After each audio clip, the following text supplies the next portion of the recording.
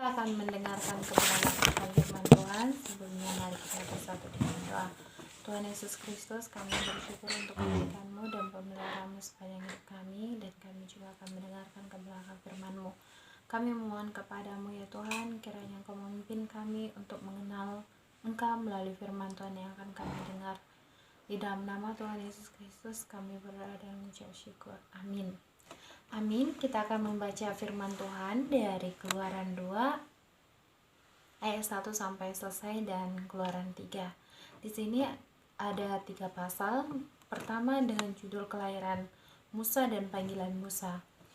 Saudara-saudari yang terkasih, Musa adalah seorang pemimpin yang terkenal, dan Musa sendiri bukan hanya dikenal di dalam tokoh Alkitab, tetapi agama Islam sendiri mengakui Musa dan agama Yahudi. Kita akan melihat pemimpin yang bernama Musa ini, yang dia dalam hidupnya diproses Tuhan. Kita akan melihat dari sisi kebenaran akan firman Tuhan. Musa artinya yang diambil dari dalam air. Pastinya kita nggak asing, karena dalam peristiwa kelahiran Musa sendiri ada peristiwa yang besar di mana Firaun mengambil sebuah kebijakan untuk membunuh semua bayi Ibrani jika bayi tersebut laki-laki. Saudara yang terkasih, kita bisa melihat bagaimana kejamnya Firaun karena rasa takut untuk disaingi oleh bangsa Ibrani. Jadi Firaun ini berpikir kalau misalnya bangsa Ibrani semakin banyak, maka bisa mengalahkan Mesir dan mereka tidak bisa lagi diperbudak. Jadi caranya adalah dia membunuh semua anak laki-laki, karena anak laki-laki kuat kalau anak perempuan dibiarkan oleh Firaun untuk hidup. Dan di sini kita bisa melihat bahwa Musa sendiri terancam kehidupannya, tetapi ibu Musa yang bernama Yohebed menyembunyikan Musa. Dan ketika dia tidak bisa lagi menyembunyikan Musa, dia menaruh bayinya itu ke dalam peti dan menghanyutkannya di sungai Nil. Jadi ketika dia hanyutkan, kebetulan di situ mandi putri Firaun, dan cara Tuhan sendiri menggerakkan hati putri Firaun untuk mengambil Musa dan mengangkatnya menjadi anak angkatnya. Dan di situ juga ada kakak Musa yang memanggil inang penyusu bagi Musa sendiri. Jadi cara Tuhan memelihara Musa sampai Musa besar dan diangkat menjadi anak putri Firaun. Dalam peristiwa kelahiran Musa ini ada yang percis seperti kelahiran Musa, yaitu kelahiran Yesus Kristus. Jadi ketika Yesus Kristus lahir, Herodes sendiri merasa terganggu dengan kehadiran Yesus Kristus, karena Yesus Kristus itu adalah raja yang akan memimpin. Jadi Herodes ini takut disaingi oleh Yesus Kristus, sedangkan Yesus Kristus itu adalah raja yang memimpin sebuah kerajaan yang tidak di dunia ini, tetapi kerajaan yang ada di sorga. Jadi Raja Herodes sendiri juga mengambil kebijakan yang sama. Dia itu membunuh semua bayi yang di bawah umur 2 tahun. Jadi semua anak laki-laki sejaman Yesus Kristus juga mati. Dan kita di sini bisa melihat ketika Firaun sendiri mau membunuh Musa, cara Tuhan memelihara Musa ini agar tetap hidup. Bahkan Musa sendiri diizinkan Tuhan untuk menjadi anak angkat putri Firaun. Pasti anak angkat putri Firaun, saudara-saudari, pasti dilengkapi dengan pendidikan, ilmu pengetahuan, teknik berperang, pastinya juga secara nutrisi, secara pertumbuhan jasmani juga berbeda dengan sebangsa dia. Dan si Musa ini sendiri kan, dia ini mengetahui dirinya bahwa dia itu anak angkat putri Firaun. Jadi ketika dia dari umur dia diangkat sama putri Firaun sampai umur 40, dia itu di Mesir, di istana Mesir, dia dilatih dan dibekali dengan segala pengetahuan dan teknik berperang. Jadi dia juga memiliki catatan sejarah tentang Mesir kalau Musa ini juga adalah seorang panglima atau seorang juga yang berpengaruh di Mesir. Saudara-saudari yang kekasih, Tuhan punya cara tersendiri untuk memelihara kita. Mungkin rasa kita tidak bisa memenuhi kebutuhan kita atau kita terancam seperti yang sedang kita alami karena COVID. Kita terancam oleh pekerjaan yang tidak ada atau tidak ada kepastian kedepannya seperti apa. Cara Tuhan memelihara kita banyak sekali, cara Tuhan untuk memelihara kita, jadi kita tidak perlu takut. Dan kita kembali kepada pembahasan kita. Jadi Musa ini dia adalah seorang yang penting di istana Mesir. Dan tapi Musa ini tidak melupakan jati dirinya. Dia sadar kalau dia ini sebenarnya orang Ibrani.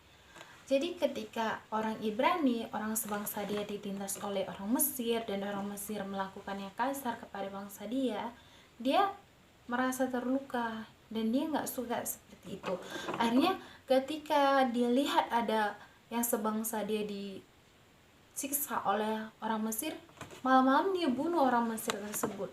Tapi peristiwa atau kejadian yang dilakukan Musa itu diketahui oleh orang lain. Di sini kita bisa melihat saudara-saudari, di sini Musa merasa dirinya hebat. Dia merasa dirinya bisa membela bangsanya. Dengan kata lain, Musa merasa I am something, saya bisa.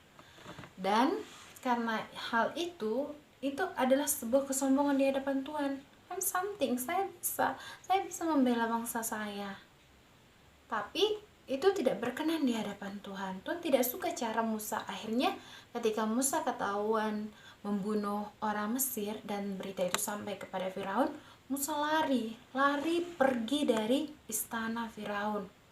Pasti rasa takut itu sangat besar karena dia takut dia itu dibunuh oleh Firaun.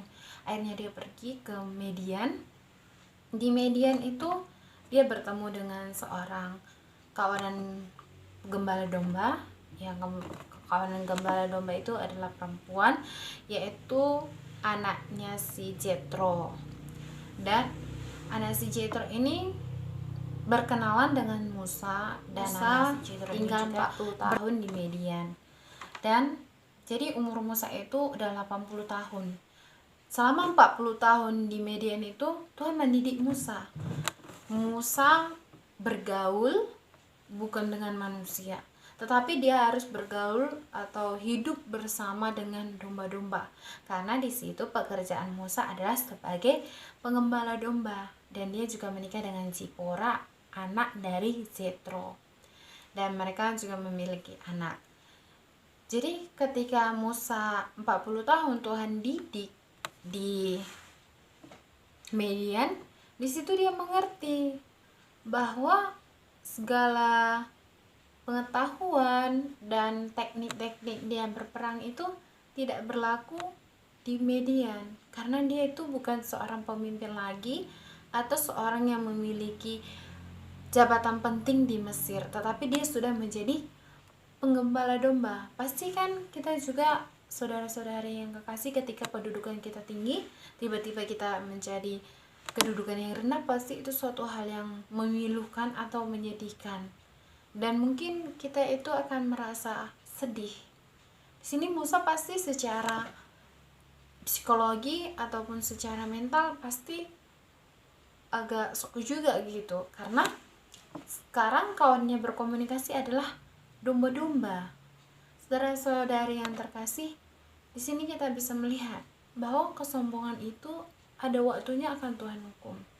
Tapi di balik hukuman itu ada yang mau Tuhan ajarkan sama kita. Bagaimana supaya kita bisa mengerti apa yang mau Tuhan capai dalam diri kita melalui peristiwa yang akan kita yang sedang kita alami. Di sini Musa memahami. Akhirnya dalam proses 40 tahun di Median itu dia berkata, I am not nothing. Saya tidak ada apa-apanya. Karena apa? Karena dia adalah seorang pengembala domba yang pagi-pagi mengembalakan domba, beberapa waktu pulang, Hanya itu tempat dia, padang gurun belantara, itu tempat dia menjalani hidup selama 40 tahun. Dan ketika dia sadar dia itu nggak ada apa-apanya, Tuhan menjumpai dia. Allah menjumpai dia di dalam nyala api. Di situ ada semak, tapi semak itu tidak terbakar. Dalam peristiwa itu Tuhan memerintahkan dia untuk memimpin bangsa Ibrani atau bangsa Israel keluar dari Mesir. Di situ dia bernego sama Tuhan, dia seperti menolak perintah Tuhan, menolak panggilan Tuhan, karena dia tahu aku nggak ada apa-apanya lagi Tuhan gitu. Dan ketika hatinya rendah, ketika di hadapan Tuhan hatinya rendah, di situ Tuhan memilih dia. Karena selama 40 tahun sudah selesai masa dia Tuhan tempah di padang gurun sebagai pengembala domba. Di sini kita bisa melihat ketika waktu yang Tuhan anggap sudah selesai untuk kita menjalani penempahan itu, maka Tuhan dengan cara Tuhan sendiri akan mengangkat kita. Jadi semua itu ada masanya. Dalam masa-masa sulit seperti yang kita hadapi juga dalam COVID-19 ini yang dihadapi oleh seluruh dunia, di sini juga kita harus mencari tahu apa yang mau Tuhan jangkau dalam hidup kita. Kenapa Tuhan izinkan juga muncul COVID? Itu pasti ada yang mau Tuhan jangkau di dalam hidup kita. Dan kita kembali ke firman Tuhan, pembahasan firman Tuhan kita tentang Musa. Di sini Musa akhirnya banyak alasannya kepada Tuhan, tapi ketika Tuhan memerintahkan dengan keras, akhirnya dia menerima. Di situ Tuhan tahu Musa. Akhirnya Tuhan juga bilang bahwa saudara laki-lakinya atau abangnya itu Harun udah Tuhan persiapkan juga yang akan menolong dia untuk memimpin bangsa Israel keluar dari tanah Mesir, untuk menolong dia menghadap kepada Firaun. Karena Musa berkata, Tuhan aku patah lidah, aku gak pandai bicara, kata gitu. Tapi Harun bisa berbicara kepada Firaun, dan Harun bisa bicara menghadap kepada Firaun. Akhirnya Tuhan memakai Harun sendiri, Harun dan Musa menghadap Firaun. Dan kita juga pasti sudah mendengar bagaimana Tuhan menjatuhkan 10 tulah kepada orang Mesir. Di situ baru tulah terakhir Firaun mengizinkan bangsa Israel itu pergi keluar dari tanah Mesir. Di sini saudara-saudari yang terkasih, kita bisa melihat sekeras apapun orang, kalau tangan Tuhan sudah bekerja, tidak bisa melawan. Dan di sini juga kita melihat bahwa Musa sendiri adalah seorang pemimpin yang Tuhan pilih. Yang bekerja di dalam hidup Musa adalah Tuhan. Musa itu hanya adalah alat yang Tuhan pakai untuk membebaskan bangsa Mesir. Dan Musa secara pribadi bisa melihat bagaimana Tuhan memproses hidup dia menjadi seorang pemimpin yang memang pemimpin yang berkenan di hadapan Tuhan. Dan Musa sendiri memiliki pengalaman yang begitu luar biasa bersama Tuhan, di mana Musa sendiri pernah selama 40 hari bersama Tuhan di Gunung Sinai. Dan ketika Musa keluar, Musa membawa 10 hukum Taurat atau 2 loh batu. Pastinya kita sudah tahu, dan itu sangat dihargai oleh bangsa Yahudi atau agama Yahudi atau bangsa Israel.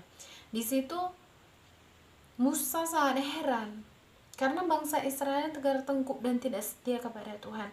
Begitu gampang sekali hati mereka itu berbalik dari Allah yang telah menyatakan keajaiban besar untuk membebaskan mereka dan membawa mereka keluar dari Mesir. Akhirnya dia marah, dia hancurkan dua batu itu. Tapi kemarahannya itu sesuai dengan kemarahan Tuhan, maka Tuhan tidak marah pada dia. Akhirnya di situ terjadi pemurnian dan Musa mengerti bahwa bangsa yang dia pimpin ini begitu keras dan tegar tengkuk. Sampai sendiri Musa ya, melalui peristiwa yang dialami Musa ketika dia mencari pemimpin dan dipanggil Tuhan pada umur 80 tahun, dia meninggal pada umur 120 tahun. 40 tahun Musa habiskan di padang gurun belantara dengan bangsa Israel yang tegar tengkuk. Setiap air mata menetes, Musa tahu keletihan yang dialami, sakit hati, sakit yang dialami ketika melihat bangsa Israel mendua hati terhadap Tuhan. Apa yang dirasakan Musa itu dirasakan oleh Tuhan. Bahkan Tuhan merasa lebih terluka terhadap semua tindakan bangsa Israel. Dan suatu peristiwa yang membuat Musa akhirnya tidak sampai kepada tanah perjanjian itu adalah di mana Musa itu sendiri sudah kesal. Akhirnya dia tidak menuruti 100% perintah Tuhan, tetapi dengan kekesalan, kegeraman di situ. Akhirnya Tuhan mengizinkan dia hanya melihat, tapi tidak sampai masuk ke dalam tanah perjanjian tersebut. Tapi yang bisa kita tarik dalam sini adalah bagaimana seumur hidup Musa Tuhan itu bekerja di dalam hidupnya, dari dia mulai lahir sampai dia meninggalnya. Dan uniknya Musa ini meninggal itu tidak tahu di mana, karena Tuhan sendiri yang mengubur dia. Artinya ketika dia pergi ke Gunung Sinai, di situ dia tidak kembali lagi dan sudah diganti oleh Joshua. Di sini yang bisa kita tarik dan yang bisa kita pelajari adalah seorang pemimpin besar pasti mengalami sebuah proses yang bisa kita lihat, proses yang begitu banyak dan begitu ajaib. Yang Tuhan inginkan adalah kita rendah hati, dan ketika kita mengalami proses yang sedang kita alami, kita itu berharap dan bergantung kepada Tuhan. Dan yang bisa juga kita pelajari adalah dimana ketika kita masih merasa diri kita mampu untuk menghadapi sesuatu, sebenarnya kita tidak mampu. Tapi ketika kita tahu kita tidak mampu, tetapi Allah yang begitu besar, Allah yang begitu ajaib bisa bekerja di dalam hidup kita. Yang Tuhan harapkan adalah kita berpengharapan kepada Dia. Dalam masa-masa COVID-19 ini juga kita harus mencari pimpinan Tuhan. Bagi seorang mahasiswa juga adalah suatu kesusahan juga, karena harus menghadapi kuliah online. Tetapi dari kuliah online ini kita harus juga melihat apa yang mau Tuhan jangkau. Apakah dari kuliah online ini kita hanya bersungut-sungut tapi tidak bisa melihat proses yang mau Tuhan jangkau dalam hidup kita? Setiap peristiwa yang kita alami, kita harus melihat di situ Tuhan ada, di situ Tuhan bekerja.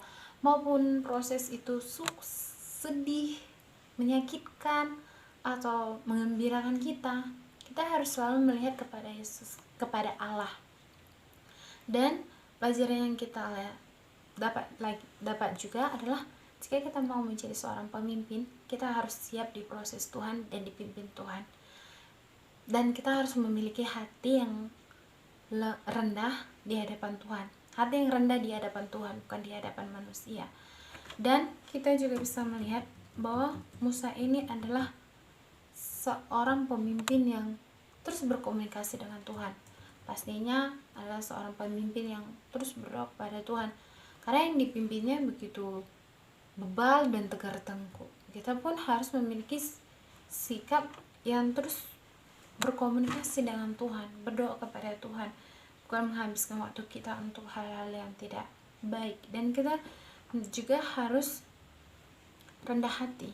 Musa ini rendah hati ketika ada peristiwa Tuhan bilang, aku akan membinasakan semua orang Israel, tapi aku akan membuat keturunanmu itu menjadi bangsa yang besar.